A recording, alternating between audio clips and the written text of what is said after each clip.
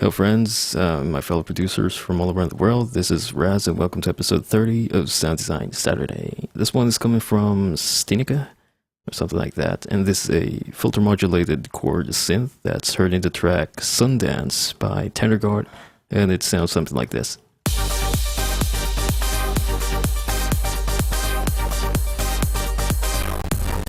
Okay, CPU spikes.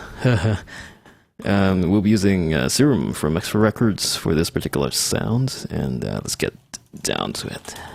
Alright. I'll move this out of the group for now. Drag in Serum. So you should start with a basic sawtooth. Oh, I forgot to mention what... It's this one.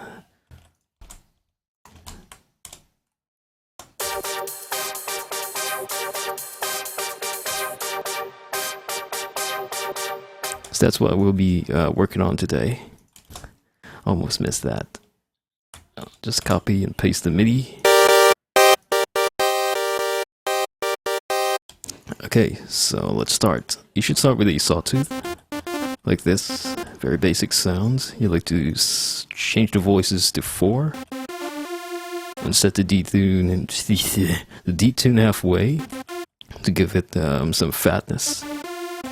Also like to enable the second oscillator and pitch that an octave up and turn it down a little bit. So you have that kind of sound now, and let's temporarily turn those off and enable the noise. You like to use the white noise from the analog section. Set the level to around 35 maybe, or 40. Let's try 40. And pitch it up to around 70%. And make sure all the oscillators in the noise are going inside the filter, which we'll enable. So we'll be modulating the cutoff position with an envelope. So we'll be using envelope number 2. So just drag and drop that to modulate this one. Make sure your cutoff is also set to the lowest, all the way down. And you have the range stretching all the way up. And let's work our way. So you'd like to have a slightly slow attack at around 30. So you have the initial swell at the beginning. Wow, wow. It kind of creates that kind of sound.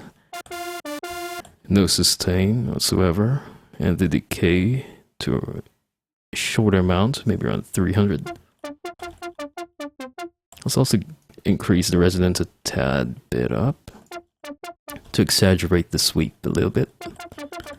And let's also adjust this to give it a slight slope like this.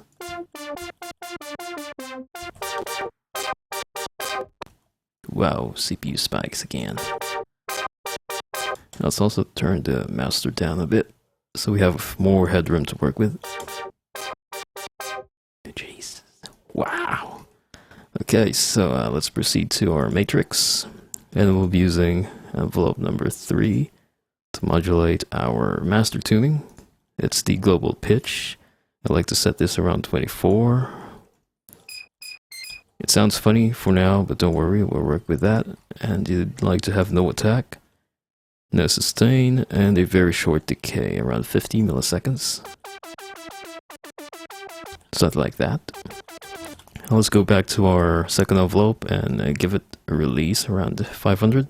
So we have space for the tail of our main sound, which we'll be setting to 200 roughly. Release time. And since I'm playing 4-note chords, I'll set the polyphony to 4 to prevent any bleeding and extra CPU usage. And let's go to our effects section, enable the distortion, and we'll be using the downsample. So this is similar to Silent One's Bit Crusher. No, wait, Decimate, I think. It's a Decimate distortion type. Set the drive to around 15 and the mix to around 60. So it kind of gives it this destruction kind of thing. Destruction.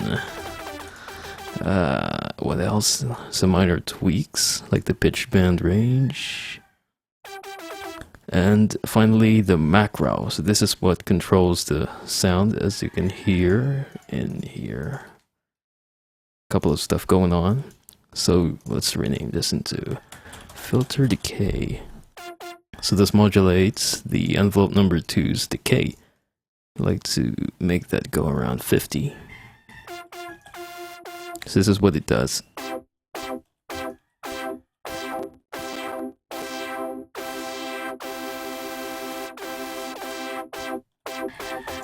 It controls the pluck length, something like that.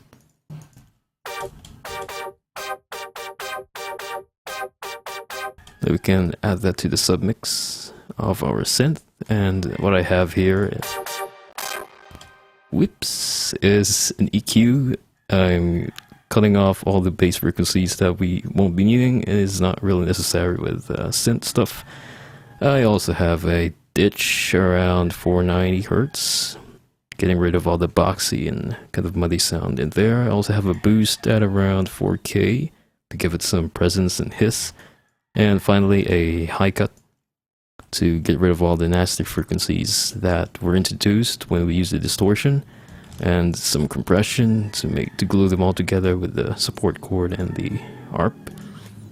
I also have another compressor, which is just a sidechain, and reverb, which we won't be tackling. Holy crap, that bike. I hope you notice all my neighbor's roosters. They're so annoying. They're KSPs. Anyways, this reverb is more of a personal setting or taste. It really doesn't apply to creating that particular sound into Sundance track. So we won't be tackling that. So yeah, too much talk. Ah, damn.